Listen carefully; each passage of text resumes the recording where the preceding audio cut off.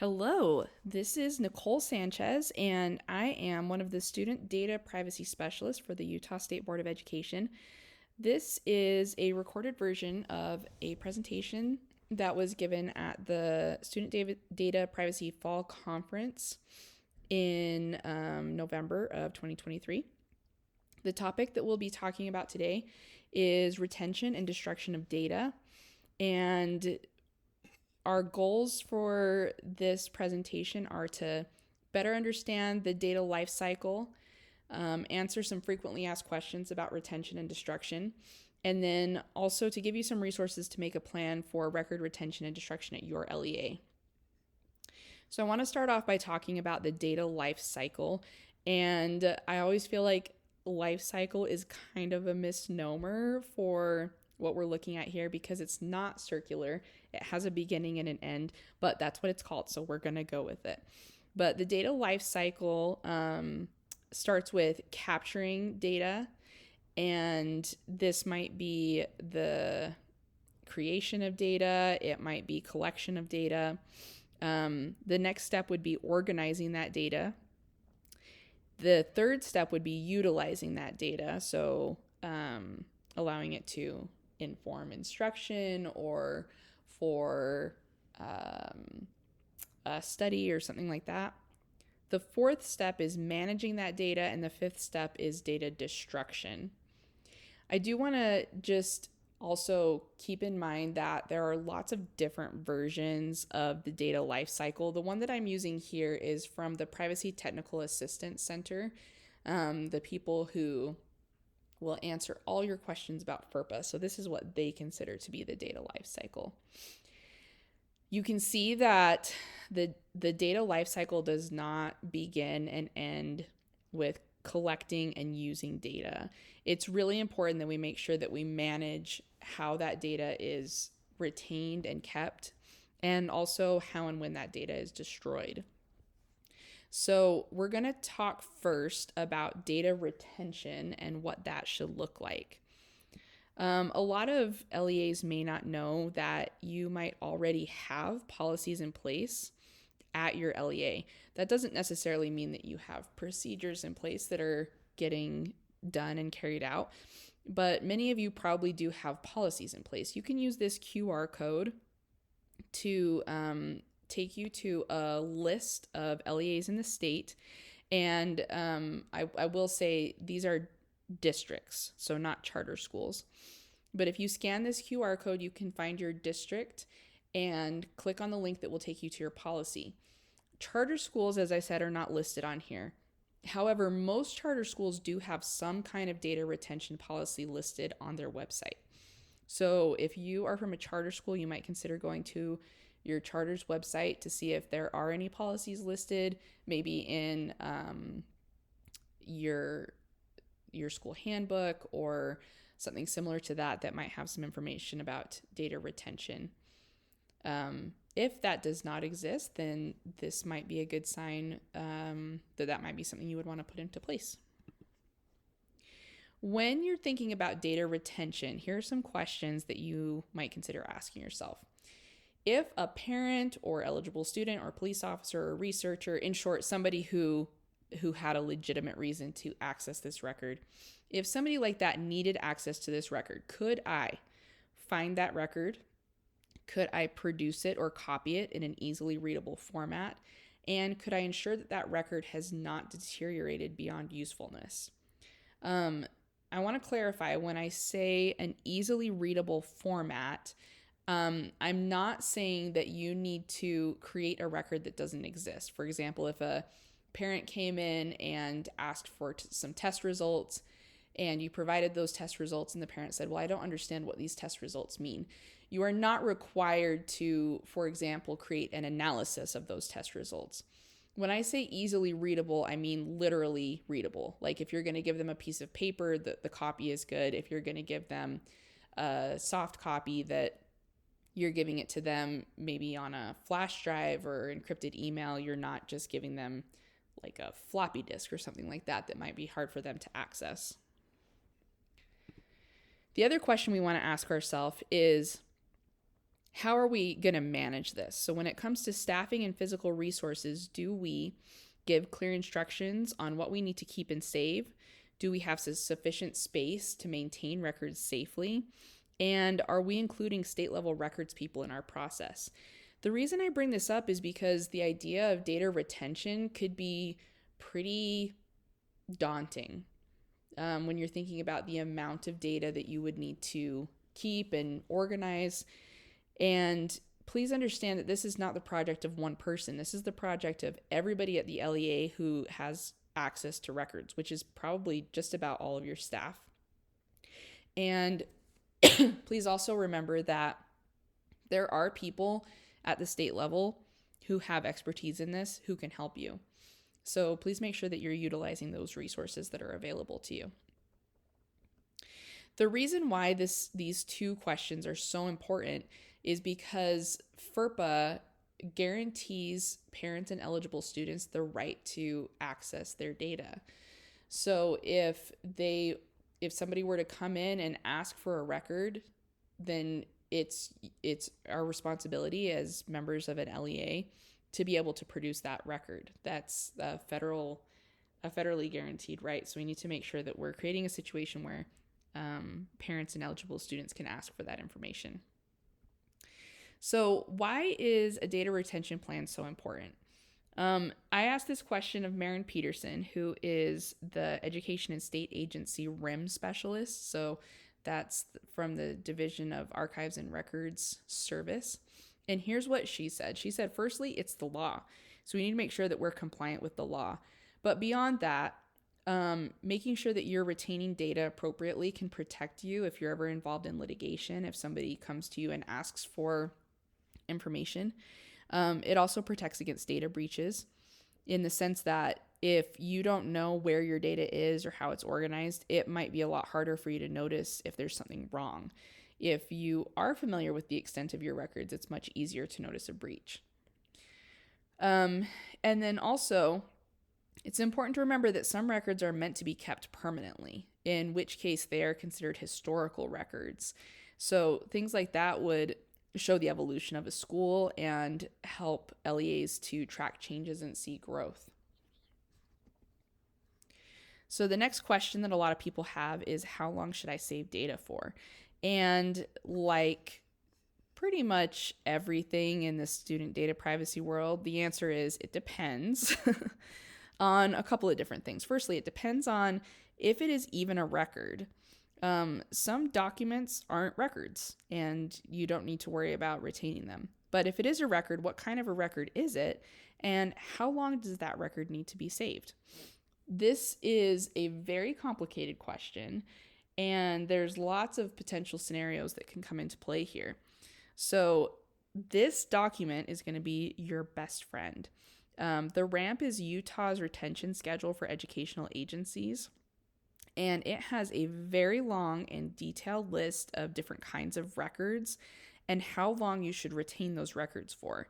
So always, if you have like a specific document that you're not sure about, the best thing to do would be to look it up in the Utah RAMP and find out exactly how long that record should be kept for. We do have this resource for you that gives kind of a bird's eye view of how long different records should be kept for. So the first thing I wanted to mention here is that we do have non-records. So this is something that you don't ever need to worry about keeping. Non-records would be items of no legal, administrative, fiscal, or historical value. So this would be stuff like drafts of a meeting schedule or a presentation, rough notes that you create for yourself, extra copies that are left over. You don't need to save any of that stuff. Everything else on this list does need to be saved. Most documents need to be saved for either a short, medium, or long period of time. Short period of time would be 1 year or less. You can see some different options on there. And please note that this is stuff that should be disposed after resolution. So if there's anything that's ongoing with any of these documents, it needs to be disposed from 1 year from the time of resolution, not 1 year from the time of creation of that document. Those medium files would be 1 to 6 years, and you can kind of see the list on there. And then this last one has some items that need to be saved for more than 7 years. Some of those things are 7 years, but some of those things, for example, employee wage records need to be saved for up to 65 years. That's why it's so important to refer back to the RAMP and better understand individual types of documents and how long they need to be saved. There are some documents that need to be saved permanently and should never be destroyed. So you can see some examples on there: artifacts, audit records, sports teams records, student academic records, closed meeting records, graduation and transcript, graduation programs, historian books, meeting minutes, official reports, public materials, public relations, publications, school histories, student histories, and training aids. None of those things should ever be disposed of. So now that we have a better understanding of how long data should be kept for, or at the very least, how to find out how long data should be kept for, the next question is, how should that data be retained?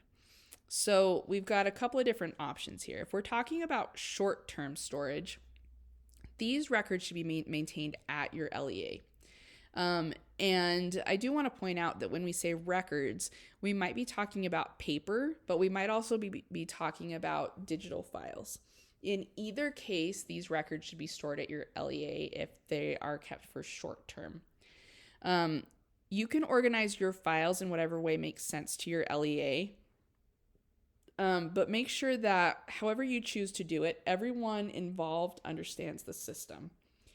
Many schools go by school year and then alphabetically by type of record. That just makes it easier for everybody to find it. But if you have a system that works better for you, that's great too. Just make sure everybody knows it and make sure that you're not changing it.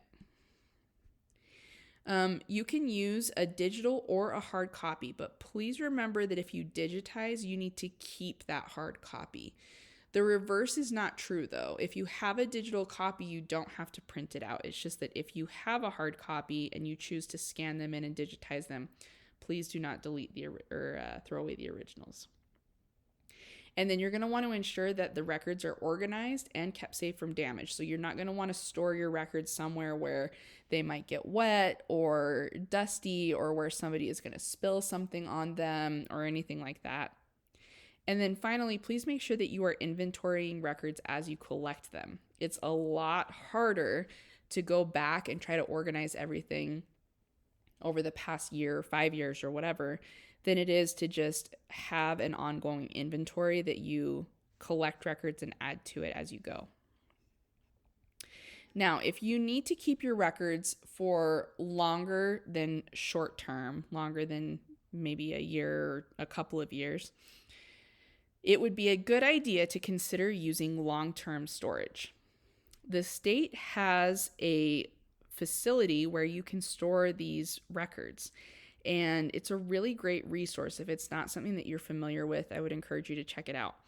So you can use this QR code to give you some more information about how to transfer items to the state archives, but I want to go through it quickly just so that you can see that it really is a very simple process. So the first thing that you need to do is make sure that your records have been scheduled, and you can use the links at the end to connect to these pages and make sure that you can get access to this. If your records have not been given a series number, you can work with Marian Peterson to get that series number. So this is not something that will keep you from getting your records transferred. Once you've done that, you need to get your boxes from Office Depot. These are proprietary boxes, so you need to make sure that you follow the instructions really carefully. But basically, these are special cardboard boxes. That way, they're all the same size, and everything that goes to the archives will fit nicely. Once you've got your boxes, then you need to prepare your records for transfer. So a couple things to keep in mind. You don't want to create a new filing system at this point. Maintain the filing system that you've had. And then be cautious that you're not overpacking your boxes. The goal here is not to fit as much as we possibly can into every single box, because that might lead to documents that are damaged, or it might make it so that they're lost or the boxes are damaged or something like that. And we want to limit our boxes to one record series.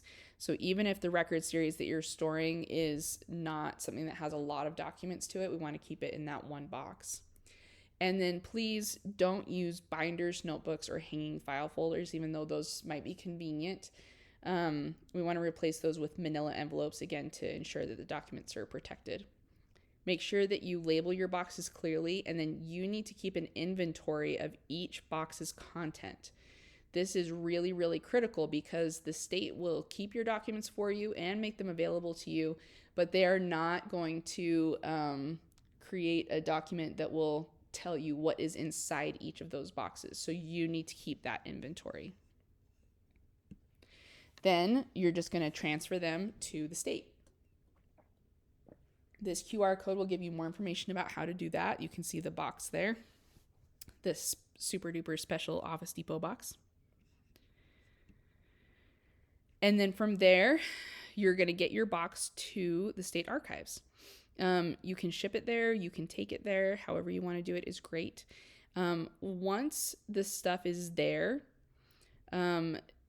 it's free. There's no cost for storing the boxes there. However, you will need to pay for the boxes themselves and then for getting the records to the State Archives Center. So if you need to ship them in the mail or drive them there or whatever, that would be your own cost. So this is a place to store inactive records. So not something that you're going to need to access constantly. The great thing about this is that you'll still retain ownership and custody. They're basically just giving you a place to store them. And the boxes can be recalled. So what that means is if you ever need access to any of the files that you have sent there, you would just contact them and say, hey, I need this box, and they'll get the records to you. You can either go pick them up in person, or they have a great process called Scan on Demand, where they will scan the files and send them to you over email. They cannot take electronic records, so this would be for boxes of hard copy documents. If this is not something you've done before, I strongly recommend that you look into it because it can save you a lot of space and just stress trying to make sure that your stuff is kept safe. If you have any data retention questions, you are welcome to contact anybody from our team, but also I'll just show this contact info again for Marin Peterson. She's fantastic. She's super nice, and she is an expert. So if you have specific questions, please contact Marin, and she can help you out. All right, so the other part of this process is data destruction. So let's remember that some kinds of data should never be destroyed. And we talked about those before, but just to remind you, that would be these things. These should be held onto permanently and should never be destroyed. However, any of these other documents should be destroyed as they reach the end of their disposition schedule. These years are not like suggestions of how long to keep it for. It's that you should hold on to it for this long, and then at that point you should destroy it. So please make sure that once you have done the job of retaining it, you're also going to destroy it. So why is data destruction so important? Probably one of the primary reasons that it's important to destroy data is that data in the wrong hands can be dangerous. And a good way to make sure that data doesn't get into the wrong hands is to destroy it when we don't need it anymore. We did have a case over the summer of an LEA who had some data they had shared with a vendor. The vendor should have destroyed that data, and the LEA should have checked to make sure that the data had been destroyed. But the vendor did not destroy the data. And years after they shouldn't have had it anymore, they had a data breach that unfortunately negatively impacted that LEA. So this is a really great example of a time when that data should be destroyed. We want to make sure that we are not creating a situation where somebody could get access to something that they should not have. So, what data should be destroyed? Just to reiterate, unless the data is on this list, it should be destroyed as soon as the retention period is passed. This stuff, long-term storage, but everything else needs to be got rid of. FERPA does have some pretty specific guidelines. When it's your own data, you're required to safeguard that data against unauthorized disclosure, and you're prohibited from destroying data that has an outstanding request to view or inspect it. So just to be clear, if a parent were to come in and say, hey, I want to see my child's attendance records, and that attendance record is scheduled to be destroyed next week, you would need to wait to destroy that attendance record until the request has been fulfilled.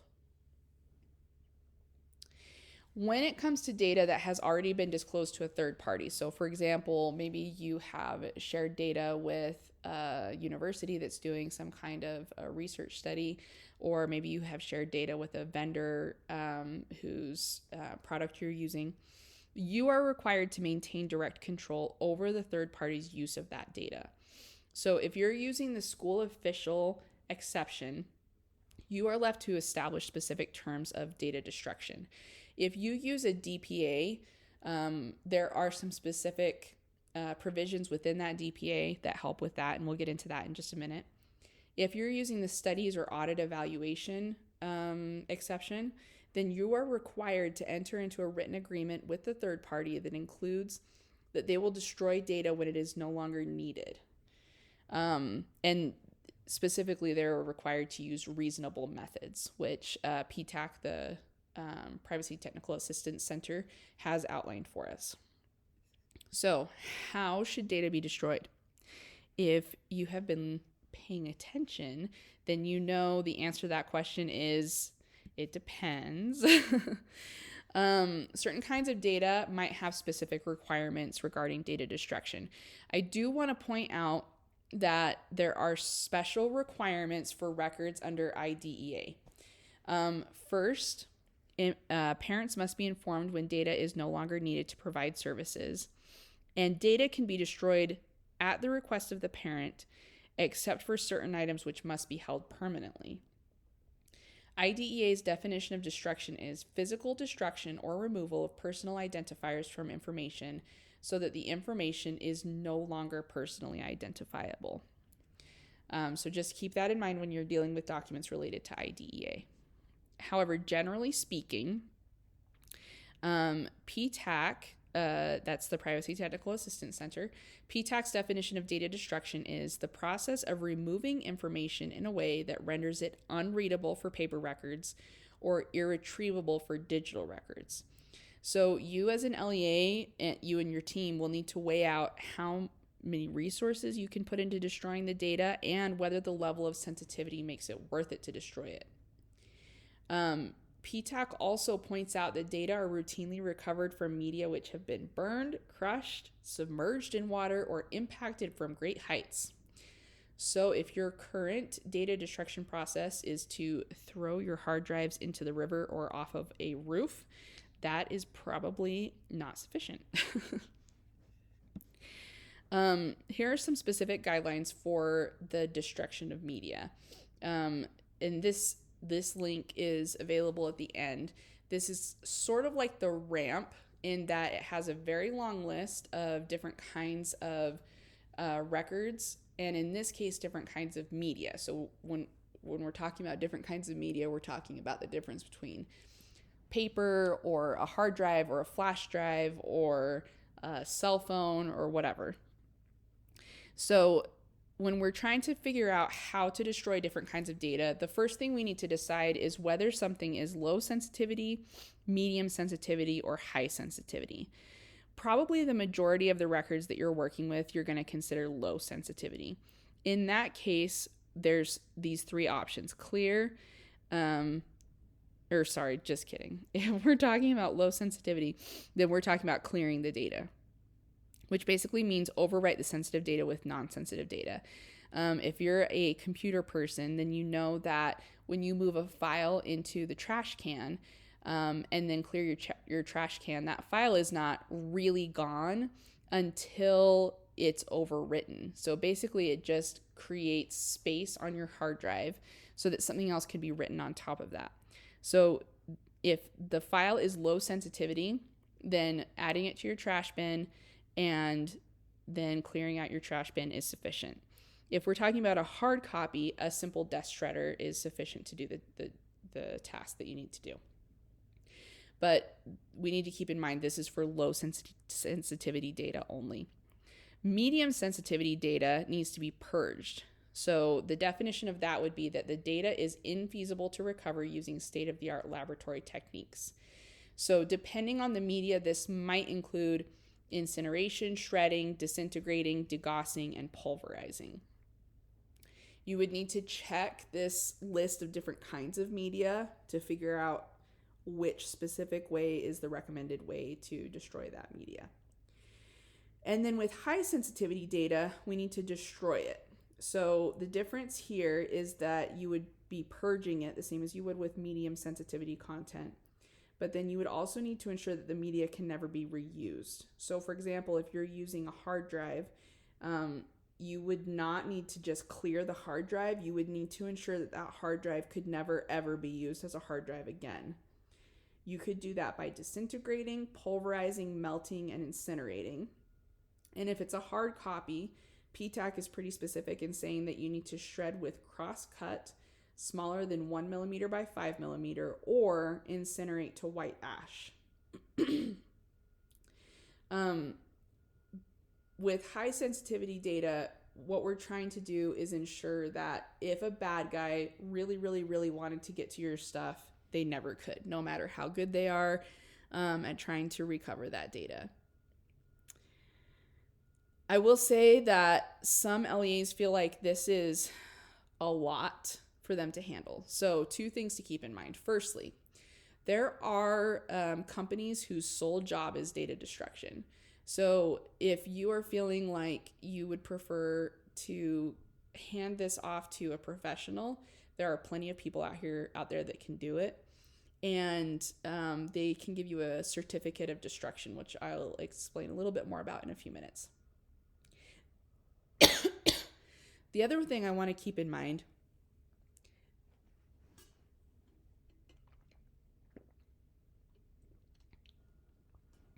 is that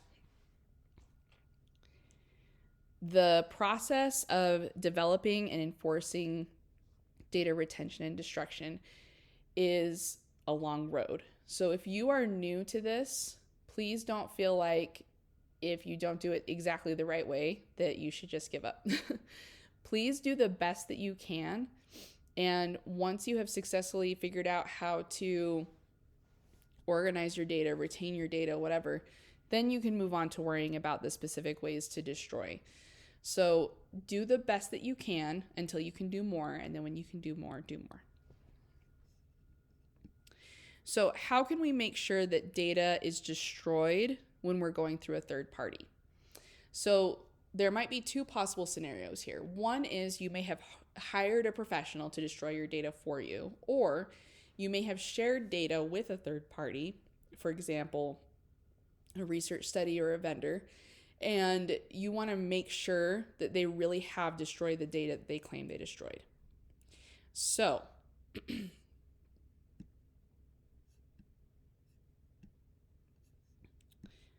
the first thing that we're going to talk about here is the disposition of data provision in the DPA. So the DPA has a section here that specifically talks about disposition of data. If you are working with a vendor or provider and you have a DPA with that provider, then this is pretty much covered here for you. Basically what this says is that if you ask them to destroy data, they have to do it. Additionally, if the DPA is terminated, the provider is supposed to destroy the data that you have shared with them, except for any data that has been de-identified or placed in a separate student account. The way that this is usually done is to use this right here. This is the directive for disposition of data. This is part of the DPA that is not filled out until such a time when you decide that you need data destroyed or when the DPA is terminated. So at that time, you would put your name in there at the top, and then you would send this to the provider. They would fill out the extent of disposition, the nature of disposition, and the schedule of disposition, and then send it to you. They would sign it to show that that's been verified, that they really have destroyed the data. If you're still nervous, you can also ask for this, which is a certificate of destruction. The certificate of destruction is going to look different depending on which service you're using. This is just an example. But basically, it's just going to say, we promise that we destroyed this information. It's going to say like what kind of media it was, how it was destroyed, and the date. So that can maybe lay some fears to rest. It is really, really important that you make sure that if you have shared data with a third party, that you are following up to make sure that that data has been destroyed. Because even if you share it with somebody else, you are still the person or the LEA responsible for that data. And so that means that if something goes wrong with it, like in the example I shared earlier with a vendor who should have deleted data but didn't, even though the vendor should have deleted that data, it's still the responsibility of the LEA to make sure that the data is deleted. Here are some suggestions for how you can put some of this stuff into action. So it would be a good idea to check into your LEA's policies. So that first QR code there is the same link that we talked about at the beginning of the presentation when we said that you can check your school's data retention policies. This second QR code is the document that I told you about that will lead you to a list of different kinds of media and how to destroy them. And then this third one here is a link to SDPC. Many of you might use Learn Platform or Google Sheet to keep track of the providers that you're sharing information with, and that's great too. The reason I link to SDPC is because SDPC will tell you which of your DPAs are now inactive. And if you have an inactive DPA, especially if you're not planning to renew your contract with that company, it would be a good idea to go straight to that company and have them delete whatever data you have. It would also be a good idea, whether you're on SDPC, Learn Platform, or a Google Sheet, to just look over your list, and anything on there that you are no longer using, contact that company and ask them to destroy any data that you have. If you have a DPA with them, great, you can use that disposition of data form. If you don't have a DPA with them, then I would start by contacting them and just asking them to delete it. Sometimes even with a DPA, vendors are not very happy to delete data, but hold strong to this because you are the owner of that data and you can request for it to be deleted. So make sure that you follow through on that because you are the one responsible for it. Some helpful resources. There's some links here. The RAMP Quick Disposition Guide is kind of the short version of the RAMP, and then the full RAMP guide is going to be that document on retention policies. Guidelines for transferring records to the state, records transfer form, best practices for data destruction from PTAC, and then the full NIST guidelines on media sanitation. That's going to be the information on how to destroy different kinds of media. And then always, if you have any questions, you can contact any member of the student data privacy team. We are very, very helpful, I hope we're helpful, but we are certainly very happy to help with whatever we can do for you and your LEA. We know that this process can be overwhelming when you're first starting. So please lean on the resources that you have available. Contact us. contact Marin at the state records office. We are all here for you. Good luck with all of your data retention needs.